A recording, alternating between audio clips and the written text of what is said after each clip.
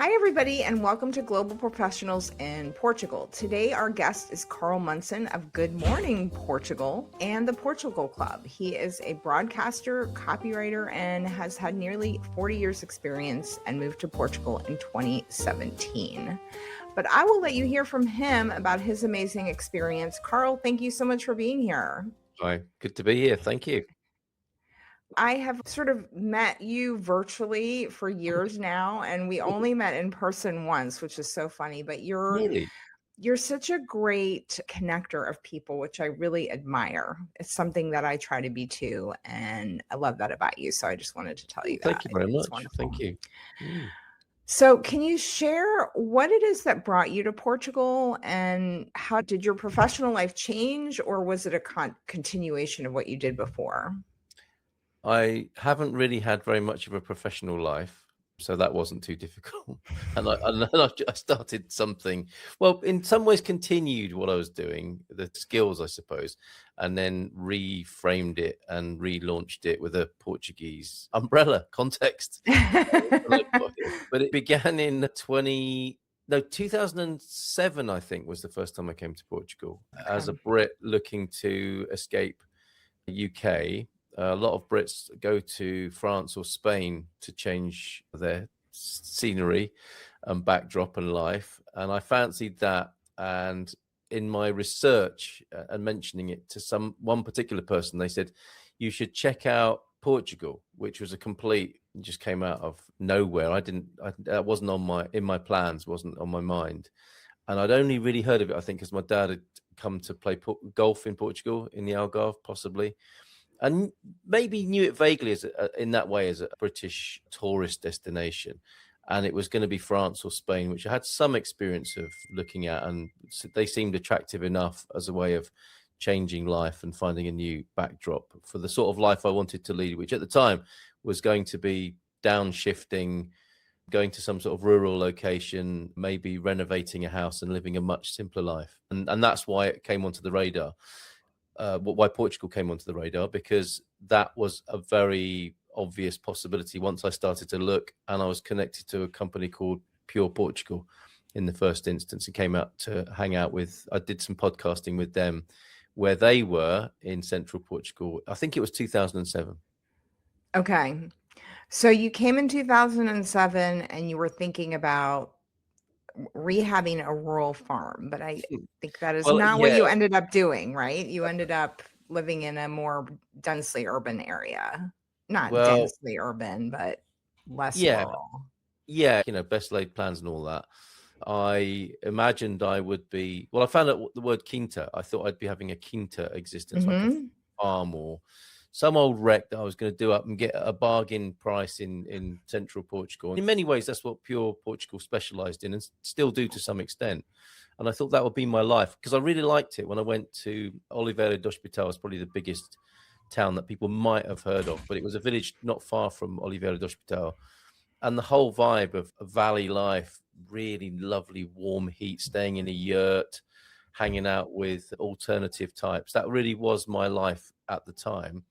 And a lot's happened between then and now, but where I've ended up is in a seaside town, having tried a few different places in Portugal. But we live in a suburban semi-house, which I suppose Mhm. is designed for seaside lock-up living, not an apartment, but a house version of that, Right. where people, a lot of my neighbors in this where we live come here sometime in the year to have a holiday, and some people do live here, but it really wasn't what I had in mind as my future way of life, because now I imagine I'd be more retired and living and working in a different way. And now I'm pretty busy. We are pretty busy, and I've got remarried since that was the plan. Although Louisa, my wife, is very much on board with the idea of moving to Portugal and coming and moving the family here, and then having another child here. So things have changed. The Portugal I encountered hasn't, as a great place to be and a lovely backdrop socially, but how I live in it has changed in a way that I would never have recognized if I was given a glimpse of it in 2007. So tell us a little bit about what that looks like. How is your day-to-day life? Well, it starts with the Good Morning Portugal show at 8 o'clock every morning. And because of the storm post-Kristen situation here in Portugal, I'm on at 8 o'clock, have been every day, weekends included. But that's been my life since the pandemic, actually, the last great emergency for Portugal. The Good Morning Portugal show started as a way of people connecting and getting a sense of community online in a way that we weren't able to in 2020. So it's nearly exactly 6 years ago that it started. And the atmosphere is quite similar in the mornings at the moment, of people connecting who may have been affected in some way. If not directly, then just seeing what's going on in this country at the moment is very disturbing and difficult. And my guess is that it can be useful at least to connect virtually, if not physically, at the moment. And it is safer to stay at home if your home is in good order and a safe place to be.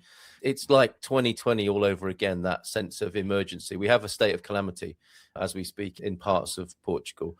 And that's what my day looks like at the moment. It would ordinarily be getting up. That gives my life a lot of meaning and purpose, is to get up every morning and on a weekday morning and do the Good Morning Portugal show, and a handful of other podcasts that I'm involved in, and the services and referrals and signposting that goes with it. Used to be helping people move to Portugal, which I'm involved in some way with Expats Portugal on a weekly basis, who are helping people move here.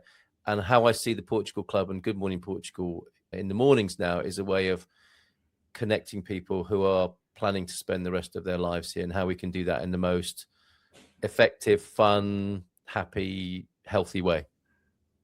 Yeah, I think you do a great job of that. And there's many mornings when I'm having my coffee and I sit and turn on Good Morning Portugal, and it feels like seeing a friend when you come on. And I'm amazed at how you have so many guests. I mean, you organize, because to do a show 5 days a week by yourself is a lot of work, but then to make sure you're scheduling guests. And you even, at one point I was a guest on your show and you're like, come in at 8:30, like you had it organized. So how do you, this is getting a little deep into podcasting, but how do you actually like logistically do the podcast in terms of timing and scheduling for the rest of your day? I think it's kind of general, universal life hack stuff. It's routine. And yeah, I mean, if in ordinary circumstances outside of the state of calamity and the current emergency, I will have a guest on, maybe two every weekday morning, and they're on a rota. And that's what I've found works best, whether it's podcasting or anything in my life, is to make it a routine thing. And I suppose from an external perspective, it looks like, wow, that's a lot of people. But it's actually quite straightforward. It's timetabled, it's routined, and everybody's kind of conditioned and habitualized into. And I'm really lucky because a lot of people have been joining the show on a monthly basis in their same slot. I thought, okay, this is the way to make something happen, is to say, if someone comes on and is a great guest, I say, will you join us as a regular? Yeah, love to. They join as a regular, and their slot will be, first Tuesday of the month. So they always know, I always know. And if not for some difficult circumstance, they're there. And I think it's not an onerous task. Okay. We have a bit of fun, and it becomes a routine thing. So externally, it looks like it's really busy, but actually from an internal point of view, from my own personal point of view, it's a machine. I think that's really good advice for any business, is to systematize your processes so that you're not having to be deeply involved in every little thing. So that's a good tip. Yeah, and if I took a different approach, which was to find a new guest every morning, it would be chaotic and exhausting. It really wouldn't work very well like that. And that's why media companies have people doing that as a job, just booking the guests. Right. The producer might do that. I do this, I drive this single-handed. It's a community effort for sure in terms of how the content is made and brought to life. But the basis of it is a sort of one-man brand, if you like. Okay. Now, did you do this kind of broadcasting thing in England, or was this new in Portugal? It's a continuation and an evolution of what I've been doing for 40 years or so. So I started off as a DJ and a pirate radio presenter. So I've always been interested in music and playing music. I'm not a very good DJ when it comes to DJing in a club, although I still do that for once a month here. I'm still an old DJ. Do you do the ones that are like at 7 p.m.? Is that you? Yes, ones that foreigners in Portugal can cope with because they can be in bed by midnight. I have to come Yes. to one of those. You can be home by midnight. It's midnight is still late. Yeah, okay. The Some people do Portuguese leave. people think we're so funny. My Portuguese teacher was asking who was going to some festival, and we were all like, it's after 9. Don't do that. Yeah, sorry. I You can't be know. there. Yeah, yeah. Well, it's the antithesis, isn't it, of Portuguese life, which Mhm. starts at midnight often. You know, the party's really getting started at midnight. Like you or I might have enjoyed and been happy with in our 20s, perhaps, and teenagers. But for the older foreigner, expat, immigrant here in Portugal, the idea of that is enough to make them tired, let alone going out and doing it. So I do a disco and karaoke that starts at 7 or thereabouts, and some people are gone and done by 10 or 11, which seems to Okay. work because they still want to dance and enjoy good music, but they don't want to be staying up till midnight to have that. But that's where it started for me, was DJing, and I was in a band and enjoyed music a great deal in my late teens and early 20s. And I found that I preferred doing radio more than I liked Mhm. playing out as a DJ. And the opportunity then was to be in some like really scary housing, like a high-rise a flat somewhere, in this is in Sheffield in South Yorkshire in UK. And I'd be there either late in the evening, or I started doing a breakfast show there actually, which was unusual. No other DJs wanted to do that. And I would be there. It was illegal back in those days, and those Okay. stations were busted. I did a legal FM 28-day thing, and whenever I could, just got involved in radio. And then fast forwarding that another 10, 15 years, that's when podcasting came. And I Mhm. thought, that's great. Podcasting's really good. And I'd kind of been playing with that format, snippets and recordings. And I was involved in what turned out to be an ill-fated podcasting platform. But this, back at the same time when I was moving to Portugal, 2006, 7, and having that idea, I was involved in a social network that had a podcasting part to it that was my responsibility. So it shifted from radio into radio on demand, which is basically what podcasting is, isn't it? And I've stayed with Right. that. I've always been recording audio, and then got into community radio when I lived in Devon in the UK. I was on a Phonic FM in Exeter on a weekly show. Always loved, and in Totnes on Sound Art Radio. So wherever I've been, I've sought out the local independent community radio station and asked if I could do a show. And usually it's a yes, because they're looking for content and presenters. And people, again, who'll be routine and reliable. And I'm at least that. That's what I was doing. And that's just developed. So when I arrived here in 2017, I already had podcasting skills. Actually, there's a bit before that. I took all of that knowledge and skill base to a charity I was a volunteer at and ended up working at. And we started an online community radio station for people with disabilities, which is what I was doing in the 5 or so years before I got to Portugal. So always in radio and podcasting, and then podcasting became YouTubing, didn't it, as well, Yeah. around that time as well. All of these tools became very accessible in the way that we're talking now. This technology 30 years ago would have been unthinkable, but Yeah. everyone can do this now, which I think is a wonderful thing. So that technology, what I've been interested in, what my skills have been, have all risen with this podcasting, YouTubing environment, ecology, into what I do now. Now, do you make a living from what you're doing now? Is it supporting your family, or is it more of like a side hustle? Just about. Fortunately, my wife Louisa is an astrologer who also works in a similar way with the same sort of technology and skills. So we've been podcasting together, and she took her astrology knowledge into podcast. We used to do something together called the Barefoot Broadcast, which is how we met, actually. So we met through me doing podcasting. So I'm very Aw. grateful. She was going to be a guest and ended up staying. She's the real success and powerhouse of our relationship and joint venture in life. So, and for me, it really is a lot of little bits. So the way Good Morning Portugal works, because we are referring and we're affiliated to companies that we think can help people reliably and in a trustworthy way, I guess it's another one of these new models, isn't it, of creating something of a following, fan base, long tail, I think it's called, isn't it, whereby there is the direct subscription. People can support the show, but then there's YouTube income, there's podcasting income, there's referral income, and just all those little bits come together, which is quite a lot to manage, but it's also quite good in a way to have multiple sources of income, I think, and passive income as well as the work that gets done every morning. So Right. it kind of emanates out. Lots of little bits add up to making a worthwhile income. So it's more than a hobby, but it's less than a retirement. Okay. but with both of us together, we get by. I mean, Louisa's doing amazingly well. That's with her work wonderful. and how it's developed. And there's a lovely synergy because what I've developed technologically, she's just picked it up and run with it, and is a brilliant, online YouTubing consulting person, professional in her own right. Well, I would love to have her on our show as well. I'm sure she'd love to chat with you. Yeah, that would be awesome. yes. Yeah. So okay. So, I mean, can I add to that? We did come to Portugal to live a quieter life, like grow children, grow food, and live a simple life. It hasn't quite worked out like that. I mean, we are growing children, and we've had another child since we've got here in Portugal, and we have home-based businesses. We both use the same technology. We now have our own.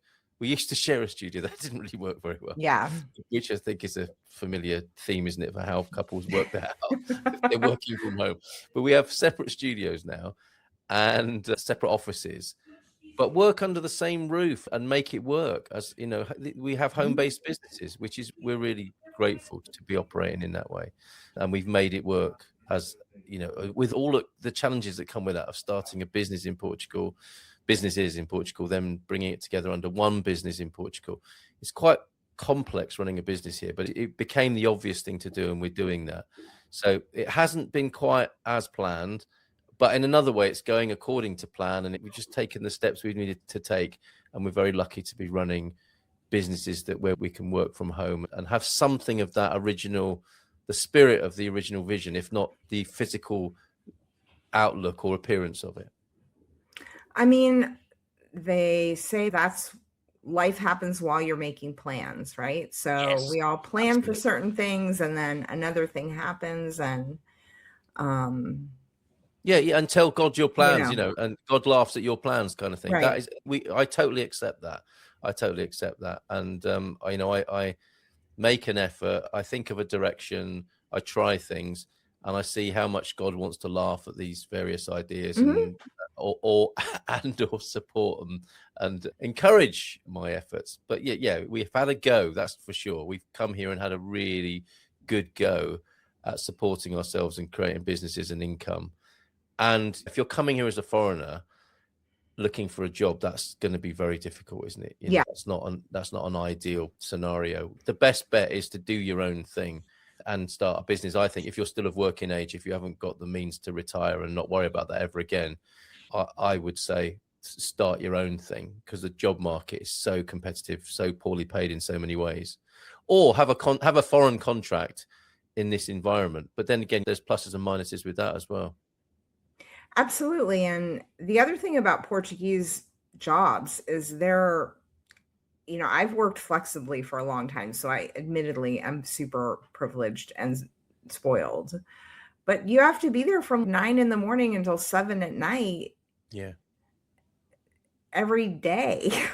Yes. And you're not paid that well. So No. even if you can get a Portuguese job, I mean, the Portuguese people work really hard at their jobs. And yes, coming here as a foreigner looking for a job job is very difficult. And understandably, like a lot of the employment laws and structures are around making sure that Portuguese people have employment, which makes perfect sense that that's what the government would try to make sure would happen. So yeah, I think doing your own thing is a great idea. Not everyone's cut out for it. True.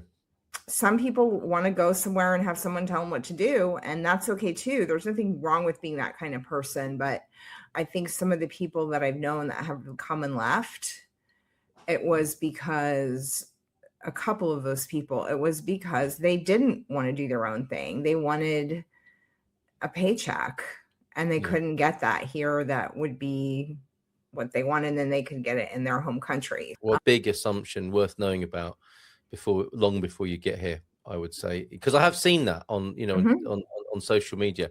Hey, we're coming to Portugal. Where do I get a job? Sort this Right. out. And Oh, you're like, please, yeah, don't do don't do that. well, and even starting your own venture here is complicated. Like Yeah, yeah, Portuguese, I would say Portuguese still has a ways to go in terms of creating the bureaucracy to support small businesses. And so people that are small business people here really struggle with the bureaucracy. And there's so many small businesses here. Yeah. It's amazing that they've done it because it's so difficult. Yeah, And true. then when you come here and you don't even understand any of that stuff and you have to try to figure it out, it's hard. And then there's a ton of gray economy businesses. Yeah. But there's always a risk, right? Like whatever you do, there's no risk-free life, right? So you have to decide. But I know immigrants, I know Portuguese people that operate 100% gray businesses. Yes. Yes. Because they don't want to deal with the bureaucracy of the Portuguese business infrastructure.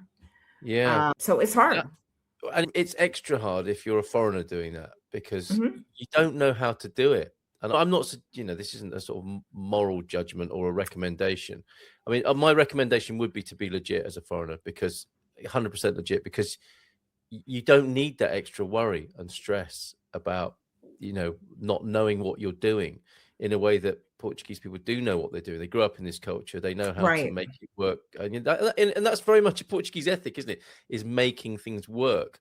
Innovation, inventiveness, ingenuity are all parts of the brilliant parts of the Portuguese psyche. And that applies to how businesses are run as well.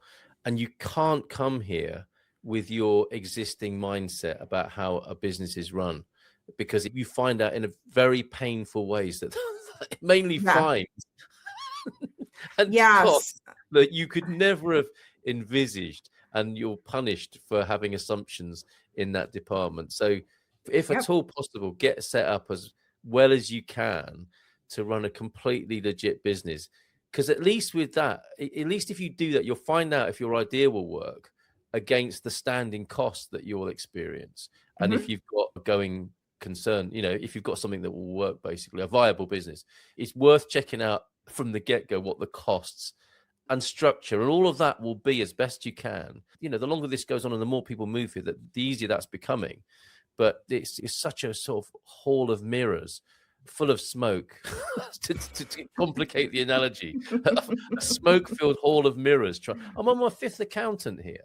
You know, this, and I found someone who I can work with in a way that is, you know, proving to be useful and functional, in a way that it has been really difficult to find that person. And that's not because people are unhelpful or bad. It's just because of all those assumptions and people not wanting to disappoint you or let you down or say no. But you end up in some can end up in some horrible places as a result. So factor that in, you know, factor in the dead ends and the extra costs that can come from being incompetent and ignorant. And I don't mean those in a bad way. We are incompetent necessarily because we don't know what we're doing, and we're ignorant because we don't know what's happening, and that will cost you likely financially and emotionally. Well, and also there are accountants that they're like, this is the right way to do it. You should definitely do it. Step 1, 2, 3, 4, 5. And then there's another accountant that is like, nobody does it that way. This is how you should do it. You'll never get caught, you know? And I'm like, okay. So you have to find your own comfortableness with the gray, because most of us, if you're a business owner, there's always going to be some risk involved. And so you just have to be comfortable with it. You have to see everybody is a different comfort level. But I think talking to different accountants is great, but you will hear 5 different as many 5 as different right answers from 5 different accountants. No question. And then you have to decide, okay, which of those people do I trust? And that is really the foundation of the Portuguese economy, is a relationship, trust-based economy. And so I'm much more likely to trust a service provider who's Portuguese if one of my Portuguese friends recommended them, because I know that they're like socially validated. Well, so said. That's the thing to do in this culture, is copy something that works.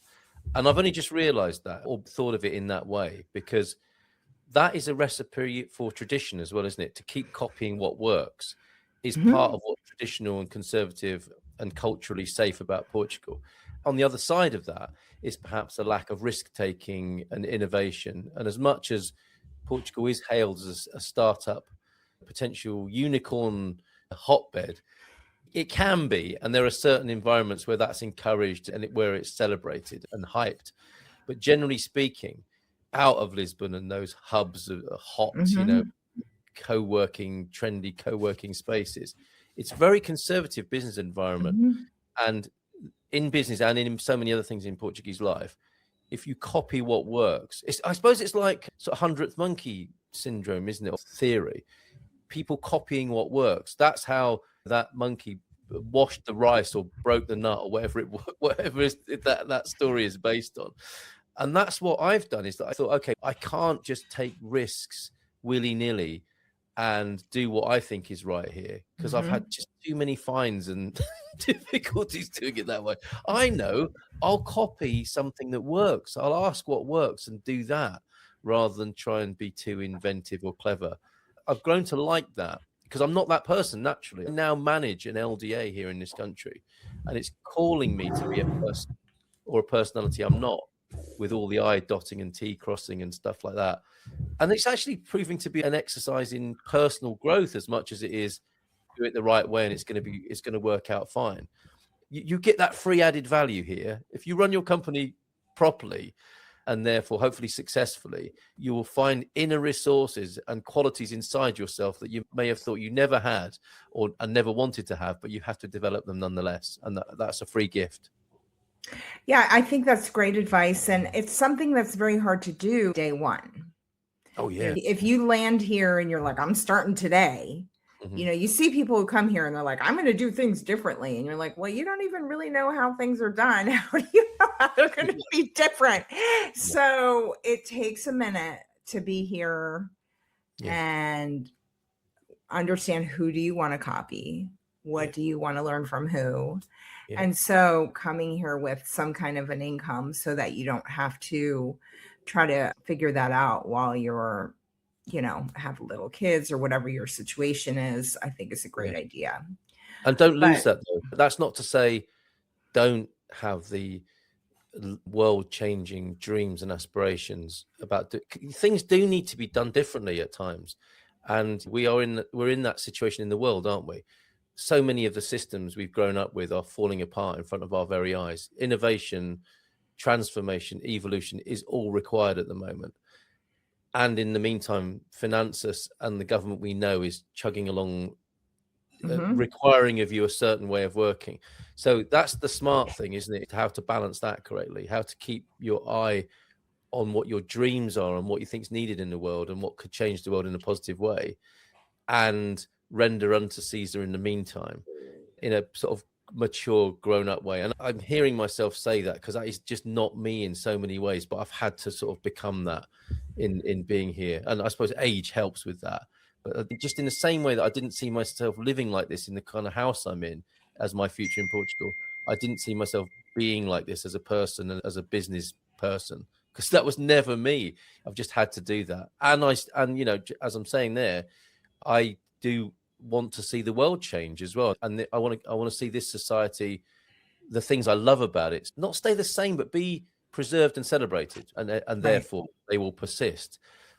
And things need changing as well. Portugal is not immune to these incredible turbulent changes that are going on in Europe and the world at the moment. So we have to keep an eye on that. And there are brilliant people coming to Portugal with these fantastic ideas. But yeah, I think perhaps what you were saying there is pace yourself. From day one, the people who say, I'm going to become fluent in Portuguese in the first month. I'm going to unleash my unicorn world-changing idea in month 2. And then I'm going to become a citizen. Pace yourself. That sort of plan could easily take 5 or 10 years, couldn't it, Cordelia? I mean, these are things. Yeah. Well, and there's certain things, I'll admit, there's things when I moved here, I'm like, this needs to change. Right? Certain things about the culture that annoyed me because it it was a new experience for me. Like anytime you move to a new country, there's going to be things that are different. Now I look at that, having been here for almost 3 years, and some of those things that I was sure needed to be changed on day one, I'm like, no, that's like a really special part of the culture here, but I didn't know that then. So you have to have some time to see what really needs to be changed versus what is just you needing to learn how to adapt to a new place. Yes. And understand what's going on around you. My son goes to Portuguese school, and he was struggling with how to be on time for classes, because he'd get there on time and nobody would be there, and then he'd go off and do something else, and then he'd be late. Bless him. But Because he didn't know when to show up. Yes. And so my husband said something to him, and it turned out to be just really good advice. And I've been trying to follow too. He said, watch what everybody else is doing. And that's basically what you said. He said, watch the other kids, and whatever they do, you do. And then you're not going to be late for class, because people are going to tell you to be there at 8:30, but maybe you need to be there at 8:35, maybe it's 8:40, maybe some days it's 8:25. And he had to learn that from the unspoken rules of watching other people. And I think that's really good, really good advice for all of us. I'm withering inside a little bit, thinking, oh, I never imagined myself to be a conformist, and I'm a game changer and a mover and a shaper. I'm not that person who copies other people, but there's definitely a time and a place for it. And that's what this move teaches you, isn't it? Is the things that you thought should be different. If your face is rubbed in it long enough, you might discover why it isn't different and why it is the way it is. And even that there is something good about that you could never see in the first place. Yeah. And look, I'm a rebel, right? Too. But there's only so much energy to rage against the machine, right? Like, like eventually you're just going to wear yourself out from raging against every machine everywhere. So you kind of have to observe which things are like, what things do I want to disrupt? Which things are my thing to disrupt? Which are somebody else's thing to disrupt? Yes. And I don't think you can always know that. You have to take some time to understand the machine before you rage against it. It's very good advice. Understand the machine before you rage against it. Yes. That's a t-shirt, definitely. Okay. So tell me about this AI co-host thing that you're doing. And how did that evolve? I could have cranked her up for this. She's not connected at the moment. That might be a blessing. Okay. But Gumpy, the co-host, is new. And Gumpy, because the Good Morning Portugal community, some of them call themselves Gumpers, which isn't the most attractive word, but it's stuck nonetheless. And Gumpy is our AI co-host. And I saw a guy on quite an esoteric podcast have an AI input. And it turns out I think I've got the same one. But the story behind it is that I was talking to a wonderful guy, Mario, who popped. You know how we, like you were saying before, we all know each other from different environments, don't we? Mostly virtually. And Mario, who I've never met, for some reason I said to him, oh yeah, he was telling me about an AI project he was involved in. He's a tech guy, and he's using a number of sort of AI applications and influences in his business. And I was really impressed by something he sent me. He said, oh, have a look at this, see what you think. And I thought, oh, that's good. And I'd had a recent run-in with an AI to do with funding for businesses. It's a startup. And you have a conversation with a posh-sounding English woman who asks you about your business. And I went into that very cynically. And it was something, I don't know if you know Stuart Noakes from Canopy. I do. I met him. Yeah. Great guy. Stu put Noggin past me, Noggin, which is an AI-infused startup capital and mentoring service, as I understand it. But the first part of the process is to be asked a number of questions by the AI. You don't sit with a human like in this sort of scenario, and they write down what they think you said, and then they're influenced by what they think you should do already before the end of the conversation, probably, because that's what humans are like. Whereas this woman was asking me questions about me, and I went into it really cynically because I've been quite critical about AI. And I've had a month-long theme on Good Morning Portugal show about looking at the implications and so on. And I remain quite cynical and negative in a way about it. But I was really impressed by this machine that was asking me questions. And I was really interested to note that after about a minute or two, I was talking to this AI, not just like cynically typing answers. Although it was a conversation. That was the other thing about it. Yeah, it was a conversation rather than me typing things. And I realized suddenly I could hear and see myself talking as though I were having a conversation with a human, because I don't know, my psychology, physiology was responding in that way. And I was beginning to be less cynical and more helpful towards this machine that was talking to me.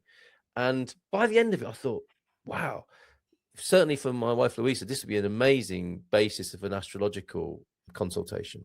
This isn't a threat as much as it might be a useful tool in the preliminary stages. And you could scale in a way that you could never do as a person who sells their hours. You know, Right. that's an interesting possibility, isn't it? Is that you can scale yourself with the basic preliminary stuff that you would normally ask people, or have yourself modeled in that way, and then save your best work and your best attention and your best energy for one-to-ones that are more meaningful, rather than all starting at that basic level that AI could take care of. So I was impressed by that. And I'd seen this other YouTuber with his AI co-host, and I thought we should do that on Good Morning Portugal. And I started to do it, and I downloaded, what's the OBS or something, a few little tools that I thought, I asked Grok how to do it, which is interesting in its own right, isn't it? Because I was getting AI to help me have an AI co-host.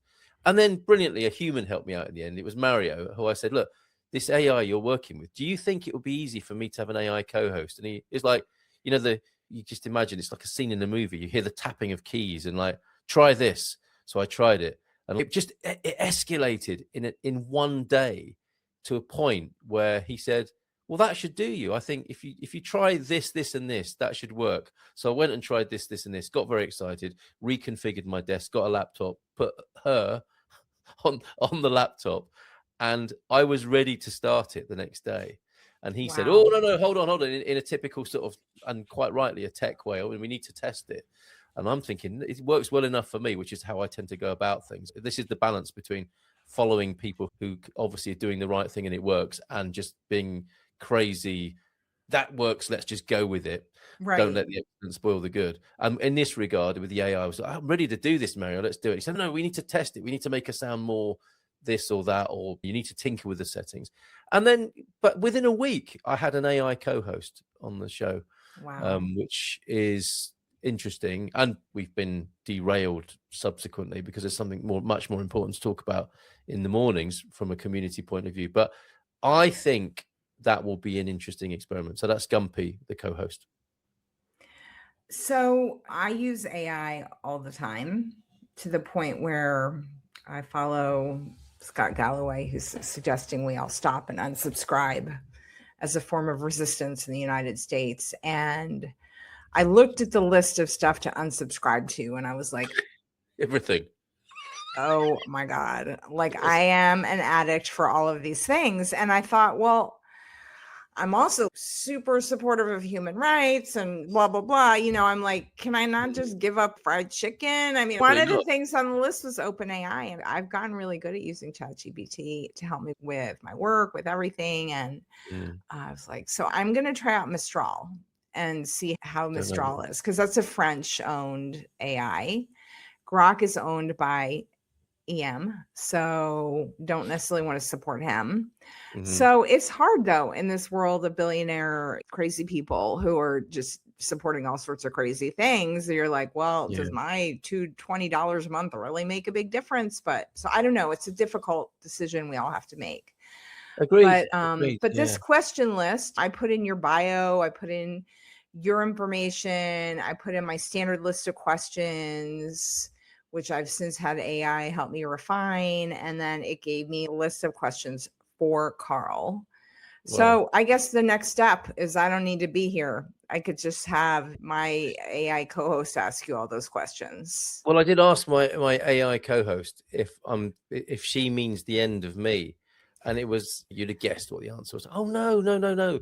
We'll still need humans for that human touch. We can automate and take care of a lot of things for you. But, you know, let's look at this as a partnership. We've all heard that before, haven't we? I don't know where this is going to win. I mean, if I'm really radical about it, or to take a sort of radical point of view, I think this has a really big and overwhelming sort of spiritual potential in a way. And by that, I mean, the AI has the potential, not because of the evil intentions or the not so good negative intentions of the people behind it, in a strange way, it might remind us who we really are. I think we've been on a massive and pretty dysfunctional arc in recent times as human beings.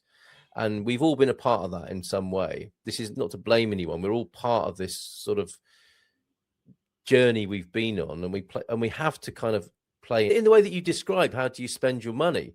How do you live? All of these things are questions we have to answer in this great arc of the last, I don't know, since the Industrial Revolution, perhaps, where we've developed a part of ourselves at the expense of ignoring other parts of ourselves. And my hope with AI is that we could possibly outsource a lot of what we've come to think is so great about us, which really isn't. We've impressed ourselves with a certain kind of intelligence and rationality that actually is killing us, I think. As we can see in the world, we are being over-rationalized, over-intellectualized to a point where other faculties of our being have been suffocated and are dying if they're not already dead. And AI could do the heavy lifting on that. We could outsource a whole load of stuff to it in such a way that and it won't be an easy process. It won't suddenly be a spiritual awakening in its own right, although it could be part of that. And also, we've all heard it before, as in the computers will come and we'll all do less work. What happened in the big rationalization, intellectualization, is that we're doing more work with those computers rather than letting the computers do the work. And that remains to be seen, doesn't it, with whether what I'm saying is possible. But it can do lots of things I have made a living doing and can do. DJing, writing, all of these things could be outsourced to AI and could leave us facing the question and answering it, actually, and living it. Who are we really? Because I think we've forgotten that anyway in this last little while. We've forgotten, or we're unaware of who we really are. And it has the potential to reveal that to us, not directly, as in if you ask AI, who am I really? It will give you, you the language model of everything everyone's said about that. But I mean, beyond that, we'll realize who we really are rather than be told by AI. And I think that's really exciting and wonderful in its own way. But whether or not that happens, I have no idea. You know, when the internet came out, there was a lot of predictions about what was going to happen, right? Yeah. Like brick and mortar stores were going to go away. Yeah. And that has not happened. So I think, like any new innovation, what is going to happen will unfold. Yeah. I do think that there's a harsh reality here, which is that a lot of people have jobs doing really boring things that they don't even like that much, but they use it to support themselves. So the question is, if you don't have to do that boring job, well, obviously you still need a way to support yourself. I mean, that's, I think, the fear, right? Is that, oh, we're going to lay off all these people and then they're going to have no money and starve. But if you remove the fear of starvation and homelessness and things like that in a just society, which of course now we're totally in the fantasy world, but maybe not. Maybe this is a world we can create.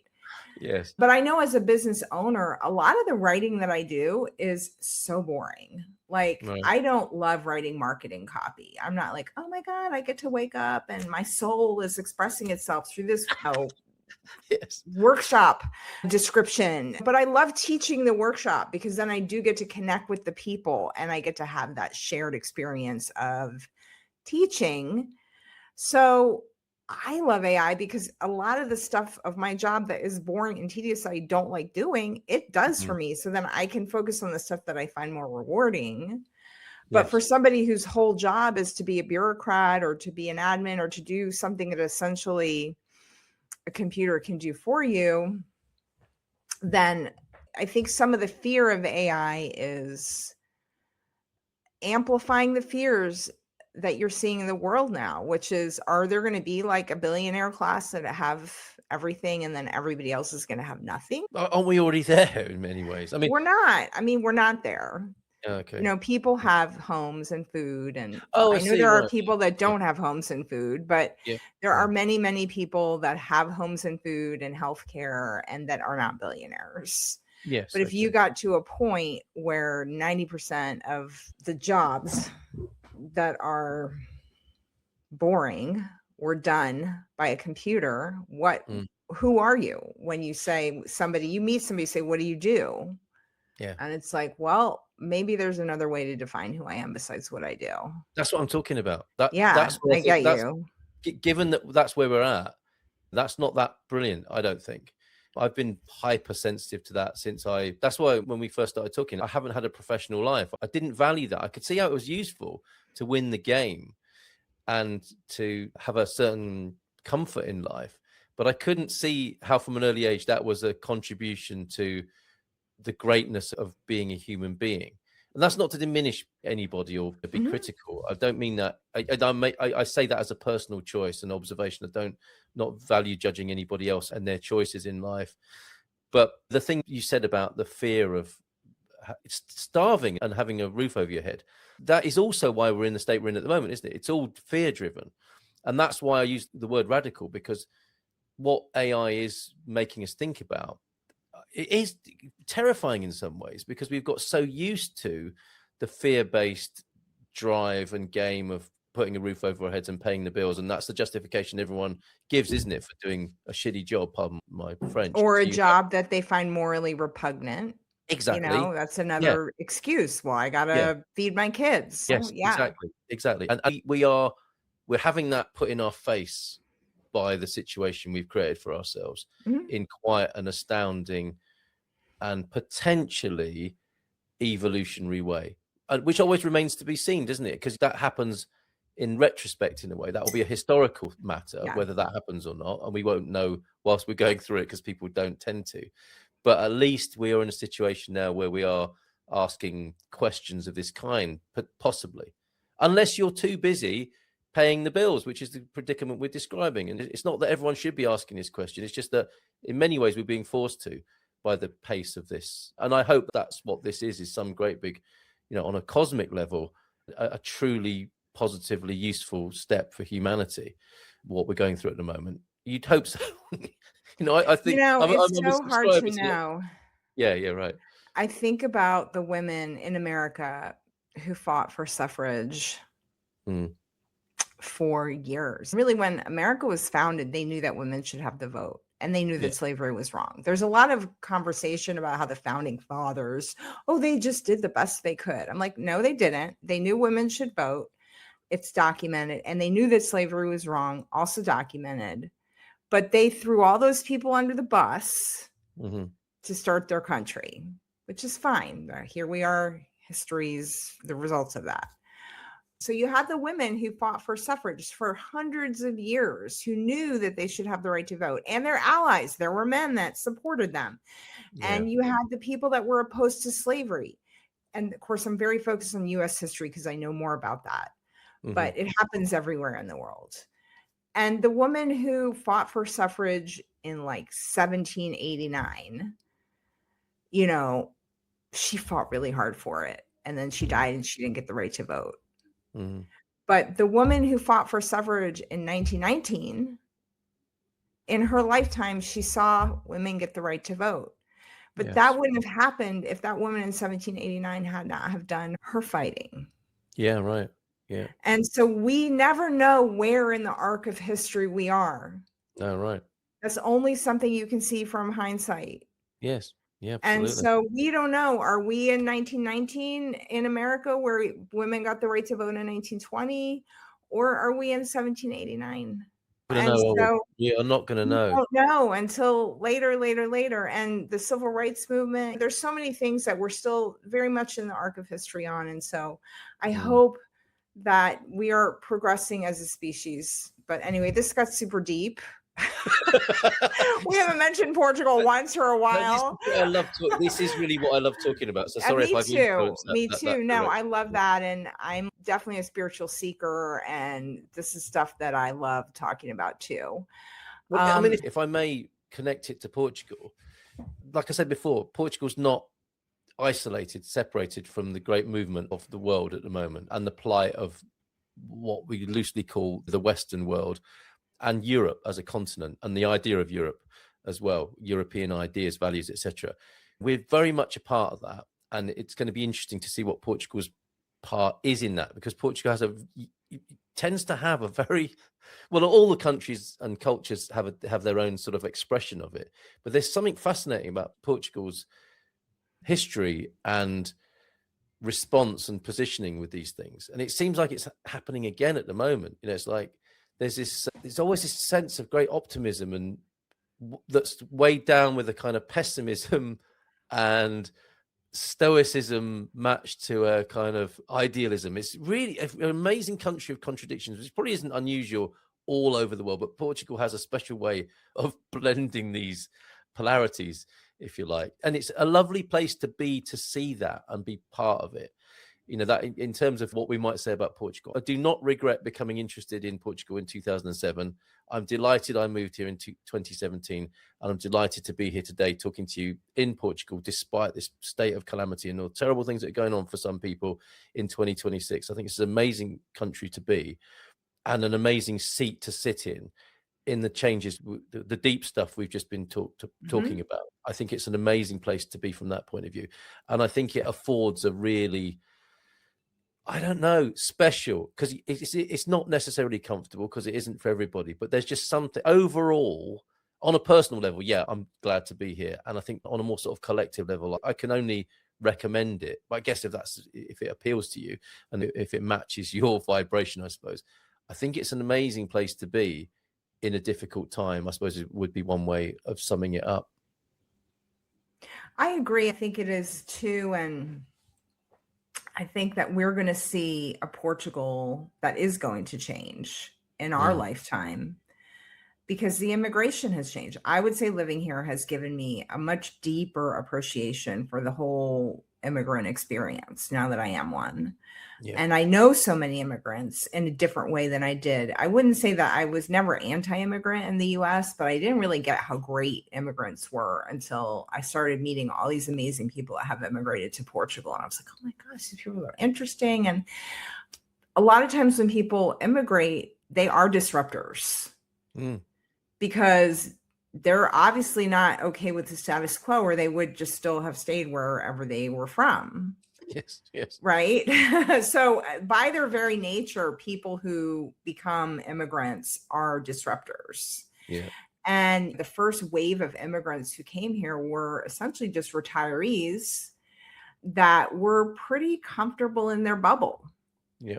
It's not that they didn't want to help people. They're very nice people, but they weren't getting involved in politics. They weren't getting involved in global issues as much. They were much more kind of like golfing and relaxing, right? That's and they brought money. A wide judgment. Money. Forgive me if you're not golfing and relaxing, you're a retiree. But in the next 5 years, we're going to see this wave of immigration that started during COVID, that you were ahead of it. People are going to get their permanent residency. They're going to apply for citizenship, and they're going to be voting. Yep. And they have kids here, and they have kids who are going to be Portuguese. I think it's really the third generation where they really become the country that you immigrate to, right? So it's probably our kids that will really totally identify as Portuguese if they stay here. But that's going to change the country too. So it is interesting to be a part of that. But anyway, back to you. Since I'm interviewing you, sorry. This is what I do for a living, if you like, isn't it? Is ask questions and get people talking. But a country can't change, and you're absolutely spot on to note that this is an amazing time for this country in terms of immigration and what that's going to mean. And also the younger the Portuguese people, not just younger, are also seeing a different kind of way of living, and they're changing. And it's not just about immigrants. I didn't mean to say only immigrants are going to make this country change, because I think the Portuguese people are seeing things and wanting them to maintain their cultural identity, but also have things be better and improved as well. And also, it's so hilarious, like a cosmic joke, that many immigrants want to come here and not have the country change. And I understand the delicious irony of that, because I'm one of them. And I'm thinking to myself, the reason I wanted to come here is something I've understood more by living here. You just get a taste of it, don't you, when you're a tourist or when you're first coming here and you think you know what you're coming to. But obviously, living somewhere, you get to learn all of it, or more about it than your original first impressions, which is only right and natural. And so I'm quite the Portuguese traditionalist now, which I think is not uncommon in expat communities, is to become, my mother's from the Far East and she lives in England, and she's much more English in some ways than a lot of English people are because of that experience and how she's kind of won that experience. And I see myself repeating that pattern. It's like, Portugal for the Portuguese, I'm saying. Let's preserve what's great about this country. As I begin to understand more about it and get to see these dynamics and the things that are said and what they might really mean. Like, I like it that it would appear that a lot of what I love about this country is to do with it being a Christian, family-based culture that is, family-based. And so you would think, okay, well, that's great. We've got to encourage more people to be going to church and having children and starting a family. And that's not the trend here, is it? The Portuguese are not replacing themselves and having children. They might identify as Christian, and they're not necessarily going to church. Their grandma might, but they might not, unless it's for the usual reasons. And it's too expensive to get married, and they're having children later. And this is like, oh my goodness, this is what I like about this place, is not being perpetuated. That sort of traditional conservative part of life here is not happening. And you can understand why some people have got a problem with that, or the saudade about it. This is what our country's made of and built on. And it's not only being changed by immigration, which it will inevitably be, but the country's own people aren't doing that thing, are they? That because of all sorts of reasons. And again, it's not a criticism. It's an observation of clearly what is going on. The kids aren't Portuguese kids, if you like, Portuguese native kids aren't being born. They're not replacing themselves. And the family structure has been challenged by the things we've been talking about, how work is for people. So it's a very complicated picture.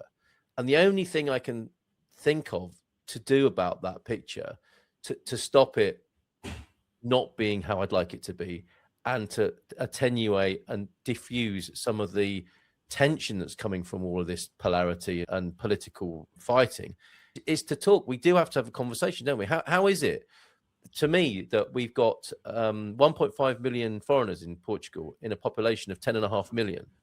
We're talking about what sort of pretty much 1 in 10 people is a foreigner. And I think it would be a great idea for there to be a foreign representation. The individual nations struggle to represent themselves in any meaningful way, let alone like a United Nations of Portugal, of all of those cultures and countries that have come here to represent themselves and each other to this country. I think there's a big space for that and a possibility that there might be that sort of representation to make this go well, because it's not going to go. It's not an easy thing to do. We see that all over the world, don't we? This, the lack of sensitivity around immigration and integration is a problem. We can't deny that. And the best way to manage that is to have open and constructive and positive discussions about it. And I don't think they're happening yet. It tends to be an add-on to conflict, doesn't it? And when things flare up, then everyone gives their opinion about how it should be, rather than being any proactive integration work where people are talking about what they would like to see, getting their cues and support from the native population. I'd love to see more of that. I agree. And I will say that it's taken me a few years, but I have made a conscious effort to reach out to Portuguese organizations and try to have conversations with them and Portuguese people, and to serve as a bridge to create a community where everybody's welcome, Portuguese and immigrants, because I did feel like we needed more of that. So I think that's a great point. And it is very easy when you're here to stay with your comfortable people. And it's really important to reach out to other people that you're less comfortable talking to and just do it anyway. Struggle a little bit. Don't suffer, but have a little bit of struggle that is ennobling and enriching and educational. You're right, about a particular type of community that's gated and traditional and wealthy. That's not the most integrated part necessarily. That sort of money is welcome in an economy, in a culture, of course, but it's not perhaps the most integrated approach to immigration. And we have a very different proposition on our hands now, don't we, with so many people coming into this country who might be mindful about their impact whilst remembering what they loved about it, what attracted them here. And it's different for everybody. Like some people are in desperate situations and they don't have that same privileged view of, oh, I like that culture, I think I might go there. Right. But nonetheless, I think it is fair to say that this is a beautiful culture of great human, really sort of humanistic human values and it's worth taking some time to look at how that happened and how we might be part of preserving it, as well as being aware of our impact as well as foreigners. Well, on that note, I am so grateful that you came on the show today. I love getting to talk to you. I'm going to put all of Carl's information in the description so you can watch his live show every day and you can join his community and all those other great things. And thank you all for watching this show. And please comment with your questions. I promise I will answer them. And there's lots of us from around the world living and working here in Portugal. And we're just here to share our journeys to try to help everybody have an easier journey. Fantastic. Thank you so much. Thank you. Thanks, Carl. Ciao, ciao.